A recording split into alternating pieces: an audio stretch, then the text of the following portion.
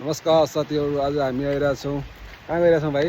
हामी चाहिँ अब होइन खाना बनाउनलाई दाउरा भ्याइया दाउरा लिनलाई हिँडिरहेछौँ दाजुभाइ। अब केटाहरू गइसकेको छ अघि होइन। तिनीहरू अब कहाँ छ अब हाम्रो यता कर्णाली प्रदेशको रुकुमको निरज भाइ एकदम बवाल मान्छे होइन। यसै चाहिँ अब दाइभाइको कुरा भइरहेछ। माया छ होइन सबैजनालाई।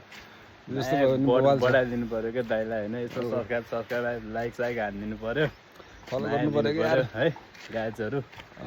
चाहिँ अब हामी दाउरा ल्याउनु जाँदैछौँ, बाटोमा हिँडिराखौँ अब होइन। अब त्यहाँ हाम्रो साथीहरू पनि हुनुहुन्छ। अब त्यहाँ साथीहरूलाई पनि अहिले देखाउनेछौँ तपाईँहरूलाई।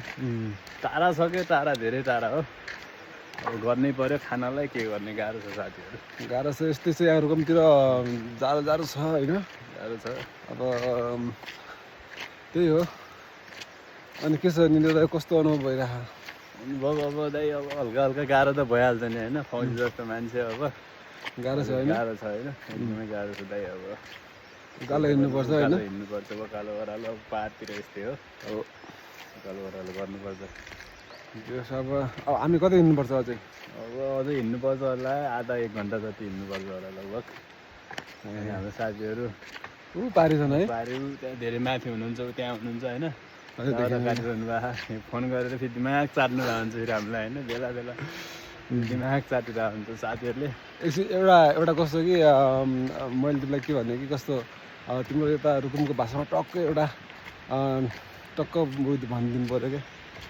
आफ्नै भाषामा एउटा टक्क मौलिकता झल्काउने टाइपको दिनु पऱ्यो क्या। यार के दिने हो त्यो खासै छैन दाइ होइन। तिमी चाहिँ एउटा गीत गुनगुनाएको जस्तो मान्थेँ मैले। गीत त हुन्छ दाइ, अब बेला बेलामा हो। स्वरै राम्रो छैन दाइ यार। स्वर त्यही त हो नि, अहिले गाउँछन् केटाहरू, त्यसमा हाम्रो कलाकारहरू। ठिक छ, अहिलेलाई यति गरौँ होइन।